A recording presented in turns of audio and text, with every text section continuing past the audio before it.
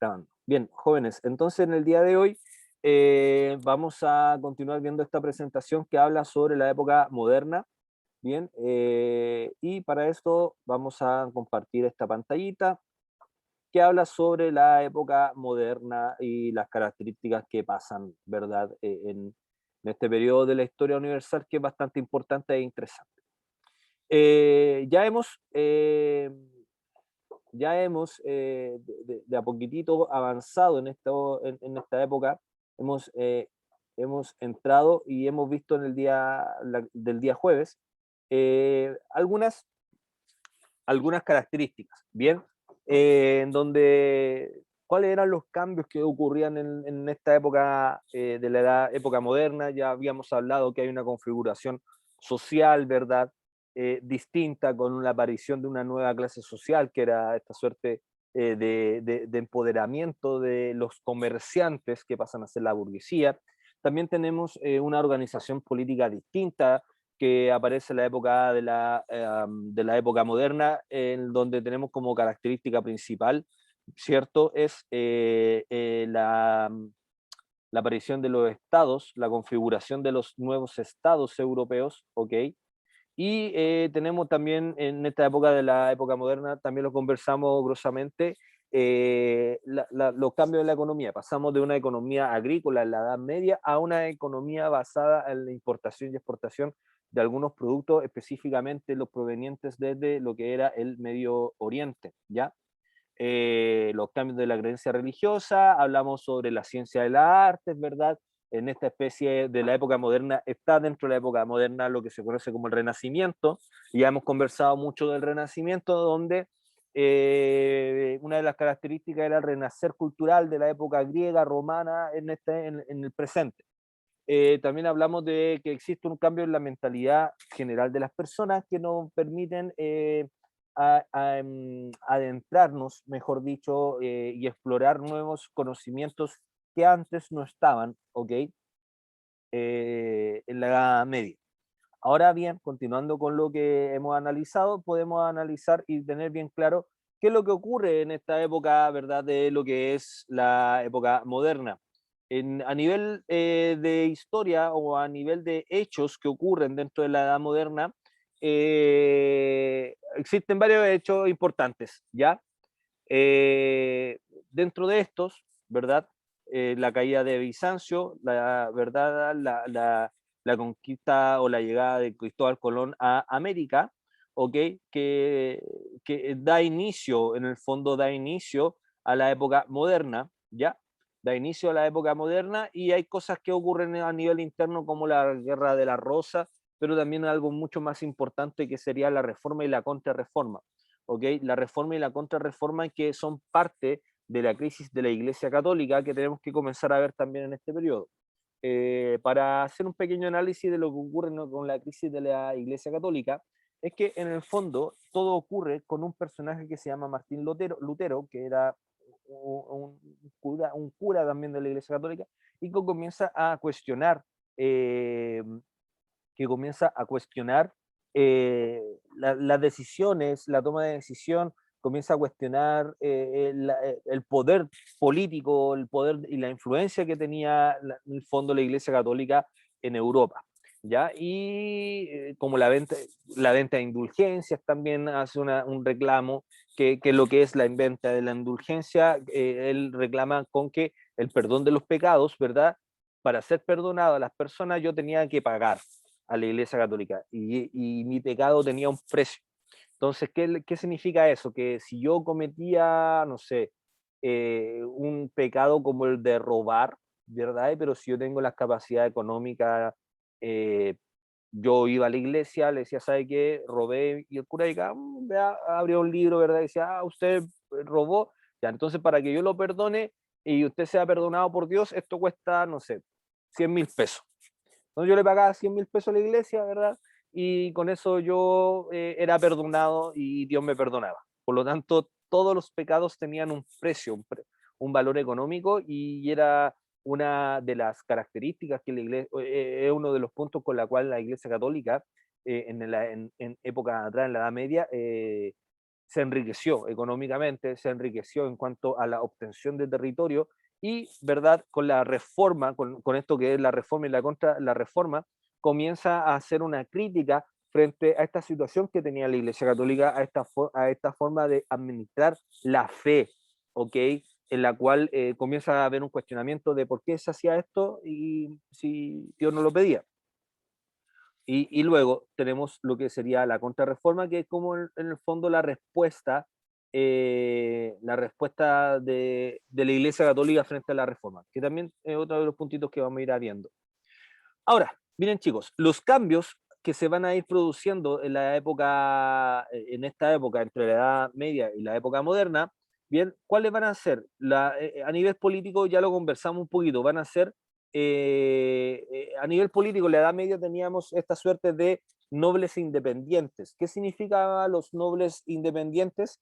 Que ya lo conversamos, era estos señores feudales, ¿verdad?, que tenían un control dentro de un territorio, dentro de una región más pequeña. Si nosotros nos imaginamos Europa, ¿verdad? Nos imaginamos esta especie de castillos del Señor de los Anillos, de Howard, de Harry Potter, ¿verdad? Donde están fortificados y toda la población vive dentro de este castillo. Y hay un líder dentro de este castillo que es el que administra el lugar, la gente toda le hace caso, lo obedece a él. Y terminamos esto en la Edad Media y lo que sucede, ¿verdad?, en la época moderna, son los estados monárquicos, en donde los reyes, ¿verdad?, comienzan a darse cuenta que ellos tienen el poder y comienzan a formar lo que se conocen como los estados. ¿Qué es lo que serían los estados? Son los inicios de los primeros países, ¿ya? Son los inicios de los primeros países que tenemos en Europa. Bien, entonces, no sé si entienden eso o no. Consulta, pregunten, al tiro nomás.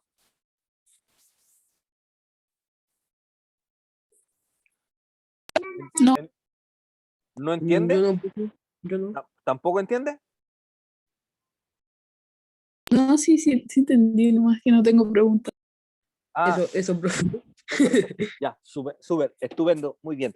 Ya, entonces, miren, en el fondo tienen que entender esto, o sea, los nobles independientes, un tipo que maneja el territorio, él en esta región controla todo, ¿verdad? La política, la economía, él es dueño de las tierras, maneja la agricultura, ¿verdad? Y a nivel político se cambia por los estados monárquicos, donde estos estados monárquicos aparece un rey, tiene el concepto de estado, donde unifica un territorio mucho más amplio, ¿verdad? Y esta unificación se basa en algunos criterios como una lengua en común, una historia en común, ¿verdad? Una religión en común, que en el fondo en Europa toda va a ser católica, por lo tanto, un elemento, y eso es muy importante, ojo, acá hay un dato muy importante, chiquillos, ojo, lo voy a hablar despacito para que nadie más sepa. Un elemento importante, aunque existan lenguas distintas dentro de Europa en la época moderna, va a existir un elemento de continuidad histórica que es común entre todas ellas. ¿A qué me refiero de continuidad histórica? Me refiero que desde lo que sería el imperio romano, bien, cuando el imperio romano pasa de una creencia religiosa de dioses a ser un dios que es Jesús, Cristo, ¿verdad? El Espíritu Santo, pasa a formarse la Iglesia Católica en Roma, y esa Iglesia Católica va a ser un elemento de unificación durante mucho tiempo en Europa. Entonces, aunque los estados monárquicos sean gobernados por distintos reyes en distintas regiones, que hoy en el día de hoy conocemos como países, ¿ok? Francia, los francos, ¿verdad? Los galos, por el norte de Inglaterra, teníamos los alemanes. Entonces, imaginemos, ¿no es cierto?, que está en el día de hoy, no sé, Portugal, Francia, España, Inglaterra, Alemania, Polonia, ¿verdad? Son diferentes países. Imaginemos que en esta época eran países que se están recién como empezando a nacer en esta conformación de territorio, ¿ok? Pero el elemento que ellos tenían en común, aunque tuvieran una lengua distinta, el elemento en común que ellos tenían era la religión. ¿Ya? Es decir, el elemento de continuidad y que es transversal en todos los estados monárquicos de Europa de la época moderna va a ser la religión católica. ¿ok? Hasta la Reforma. Pero en el fondo eso es lo que ocurre. Ya todos estos países son católicos, sumamente católicos, hasta que aparece la Reforma, lo que vimos anteriormente, hasta que aparece la Reforma, y bueno, en realidad algunos países, por ejemplo, como en el caso de Alemania, van a ver en esta reforma algún interés político. ¿A qué me refiero con eso? Por ejemplo, el Estado monárquico de Europa, de, en Alemania, ¿ok? Lo que ocurre es lo siguiente, o sea, los germanos, el Estado monárquico de los germanos, tenía esta característica de que el rey estaba como algo enojado con la iglesia. ¿Y por qué estaba un poco enojado con la iglesia? Estaba molesto porque él veía que la iglesia tenía mucho poder dentro de Germania, de lo que hoy es Alemania. ¿En qué sentido? Tenía mucho territorio, tenía mucha riqueza. Cuando alguien cometía un pecado, la iglesia le ponía una boleta, un precio a la boleta, pagaba, ¿no es cierto?, la gente por este indulto, ¿verdad?, por este perdón.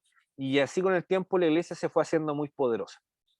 Entonces, cuando se vino la reforma protestante, el reclamo, la crítica desde el interior de la iglesia a la iglesia, los germanos, los alemanes, se aprovecharon y dijeron, oye, ¿verdad? Tienen razón estos tipos que están reclamando, oye, son del mismo grupo y están reclamando se están reclamando entre ellos mismos, y engancharon, ¡pum! Y pescaron a estos tipos que estaban reclamando, como Martín Lutero, porque fue uno de los principales, uno de los que inició, y Martín Lutero cuando dijo, oye, ¿saben qué? Estamos haciendo estas cosas mal como Iglesia Católica, a Martín Lutero lo quisieron matar. Entonces, los germanos lo tomaron, lo trajeron, ¿no es cierto?, a su territorio, le dijeron, cuéntanos, Martín Lutero, ¿qué otra cosa más están haciendo mal la Iglesia Católica? Y Martín Lutero empezó a decir todo, esto está mal, esto está mal, esto está mal de la Iglesia, esto también. Entonces, ¿qué es lo que hicieron los reyes germánicos? Hicieron un reclamo frente a la Iglesia Católica y empezaron a quitarle el poder dentro de su territorio. Le empezaron a quitar tierras y la Iglesia decía, oye, pero ¿por qué no están quitando las tierras? Porque si esto nos pagó, no sé, imaginemos, nos pagó el Alonso porque le perdonamos su pecado de no haber entrado a clase de matemática y dijo que se le cayó en internet, pero en realidad se quedó dormido. Entonces, nosotros lo perdonamos, pero nos regaló toda esta región que como iglesia la recibimos porque lo perdonamos como iglesia. Entonces, el rey le dijo, no, porque esto no está escrito en la Biblia, esto no es así, ustedes cometieron un error y ustedes saben que se están aprovechando de esa situación. Por lo tanto, nosotros como reyes, ¡pum!, le quitamos este territorio a la iglesia y le hacemos de nosotros. Entonces, de esa forma, algunos pueblos, algunos estados monárquicos de Europa comenzaron a separarse de la Iglesia Católica. ¿Me entendieron esa parte? Perdón que haga el ejemplo con Alonso, pero fue el primero que se me pasó a la cabeza. Sé que no ocurre eso, que todos ustedes entran a todas las clases. ¿Se entiende este ejemplo? Sí, profe. Sí, ¿Sí? Está claro, ¿no? El tema de la venta de indulgencia y cómo algunos estados monárquicos se aprovecharon de la reforma para quitarle el poder a la Iglesia Católica.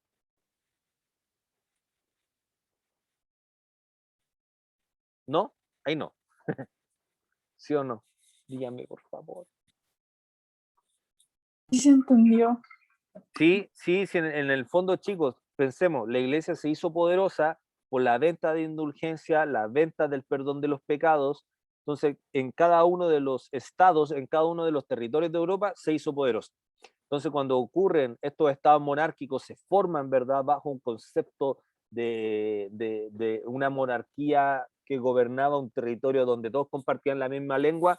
También estos mismos reyes se dieron cuenta que la iglesia tenía problemas, tenía deficiencias y se engancharon de la reforma protestante, o sea, del reclamo de algunos, del reclamo de Martín Lutero que pertenecía a la Iglesia Católica. Entonces ellos, los monarcas, los reyes, tuvieron un interés político en eso. O sea, con ese reclamo que hizo Lutero, se aprovecharon y empezaron a expropiar territorio a la Iglesia Católica. ¿Ya?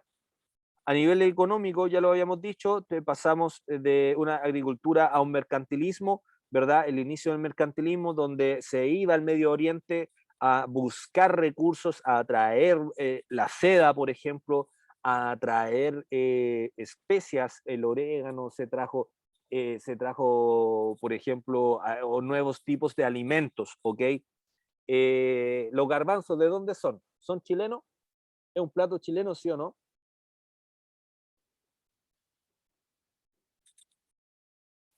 Pero no hablen entre todos que se colapsa el internet, chicos. Los garbanzos, ¿es un plato chileno como los porotos? No, No. Ya, ¿por qué no? ¿Quién dijo que no?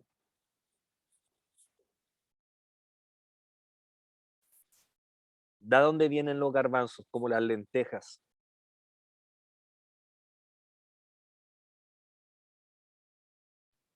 Yo al menos no sé, profe. Ya, chiquillo, ojo con esto, porque gracias al mercantilismo, por ejemplo, como les decía, el comerciante viajó desde Europa, ¿verdad? Fue al Medio Oriente. Llega al Medio Oriente, trae seda, trae el comino, trae algunos productos de alimentos, ¿verdad? Y entre eso también trajo, por ejemplo, el garbanzo. El garbanzo es un plato árabe, ¿ok? La lenteja es un plato del Medio Oriente, o sea, son alimentos que fueron introducidos a Europa gracias a los mercaderes, gracias a estos viajes que se producían en el mercantilismo.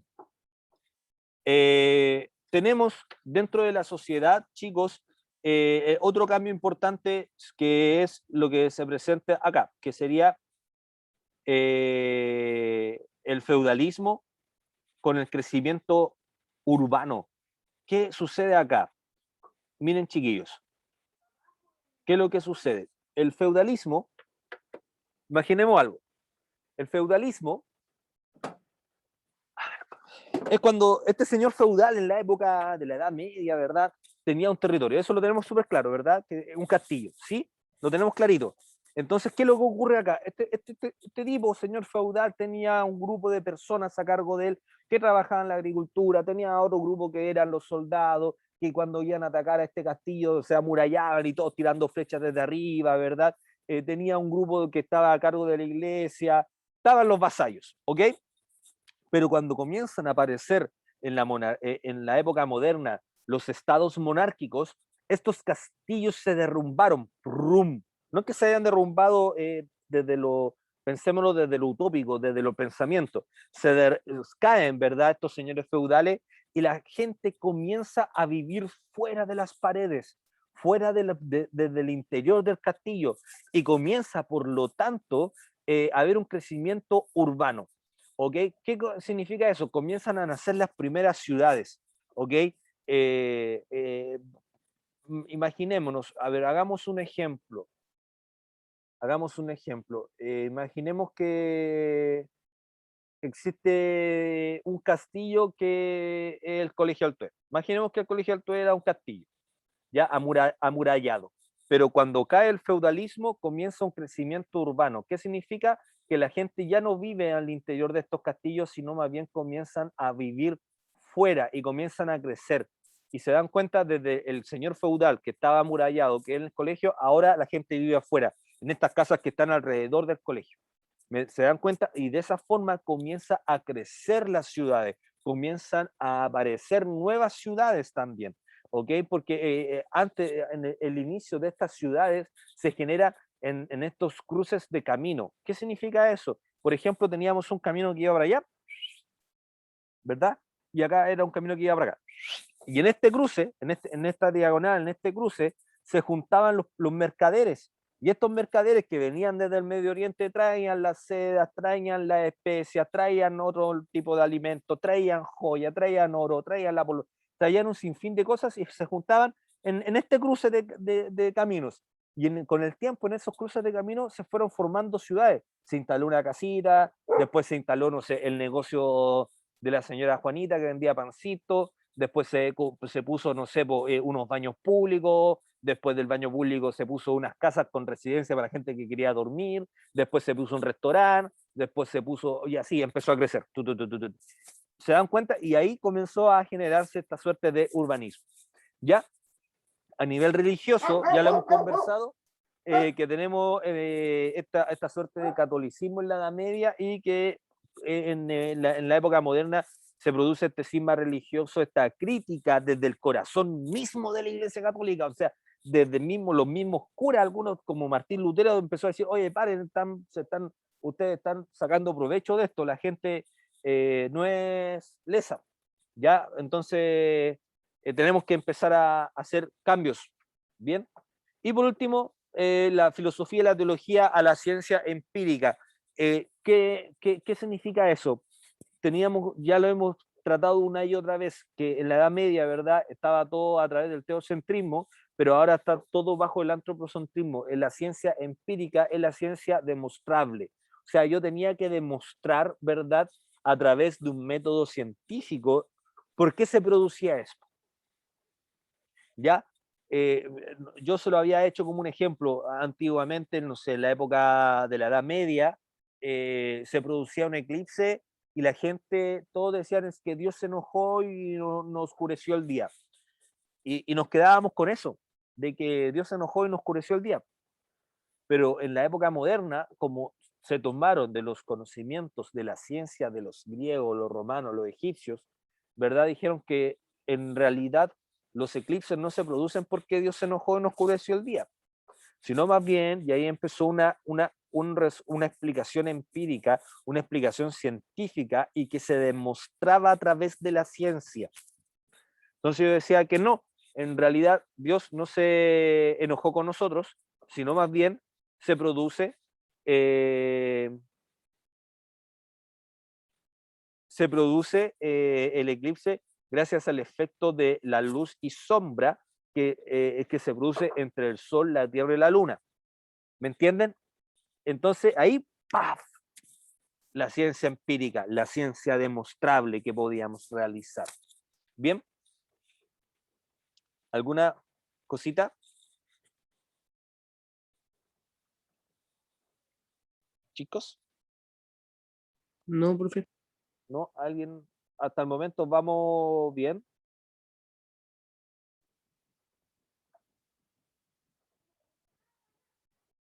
¿Alguna consulta?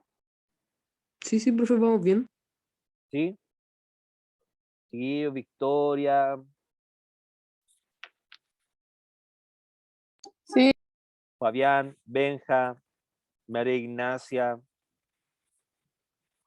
Se salió alguien, la Angie. Ya, chiquillo. Veamos otra cosita más. Cambio a nivel político, vamos a reforzar eso siempre. Tenemos incontables feudos. ¿Qué significa? Habían muchos castillos, muchos señores feudales dentro de un territorio y se cambió bajo un estado monárquico, un rey que gobernaba un solo gran y vasto territorio bajo características en comunes de esta población, como una lengua, bien como una historia en común. Reducida la extensión, es decir, en la época feudal eran bastante pequeños, ahora son controlados por un territorio mucho más amplio, como los reyes controlaban un territorio mucho más amplio. Cuando hablamos de reducido territorio, nosotros podemos decir que un señor feudal controlaba simplemente La Serena, y otro señor feudal controlaba simplemente Coquimbo, y otro señor feudal controlaba simplemente Tongoy, y en cada una de estas ciudades existía un poder político, existía un tipo que manejaba y controlaba todo. Ahora ya no, sino existe un presidente que controla todo Chile. ¿Se entiende? Como un ejemplo bastante eh, gráfico. Tenemos una autoridad central, un tesoro central, súbditos en vez de vasallos y siervos, pertenencia al feudo, existe un sentido de nación, bien, y tenemos tropas leales al señor, pero ahora en la época de la monarquía tenemos tropas leales al rey, bien. ¿Se entiende, chicos? sí, profe. ¿Sí? ¿Nadie? ¿Vamos bien hasta entonces? Sí, profe. Ya, lo último. Vamos a pasar rápido. Miren, en la Edad Media tenemos la agricultura, era subsidiada bajo un comercio, ahora tenemos una expansión en la época moderna, todo lo que hemos tratado, ¿verdad?, que se produce con esta suerte de comercialización con el Medio Oriente, Y el renacimiento dentro del periodo de la época moderna es muy importante porque tenemos el resurgimiento de la cultura griega y latina con el cambio de mentalidad. Es decir, pasamos del teocentrismo a este famoso antropocentrismo, en donde la ciencia, la técnica, el arte, ¿verdad? Y el estilo de vida es en el fondo inspiración de la antigua Grecia y de la antigua Roma. ¿Bien? ¿Alguna duda, chicos, hasta acá?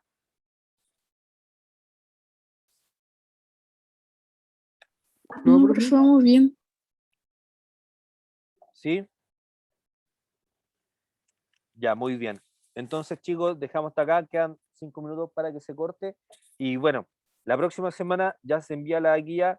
De todas formas, cuando se envíe la guía, mismo lunes, también el próximo lunes, explicamos en qué consiste la guía y bueno, estoy dispuesto durante las tardes de preferencia mejor para que nosotros podamos ir aclarando dudas, sacando alguna consulta, ¿verdad? Para eso me escriben por correo, me escriben al INMI o me mandan un mensaje WhatsApp y yo estoy llano para poder ayudarlos. ¿Les parece? Ya, profe. Ya, profe. Ya, estupendo. Chicos, bueno, dejamos hasta acá entonces. Acá, ¿cómo dejo de dejar de compartir? Clic. Bueno, quedamos en eso.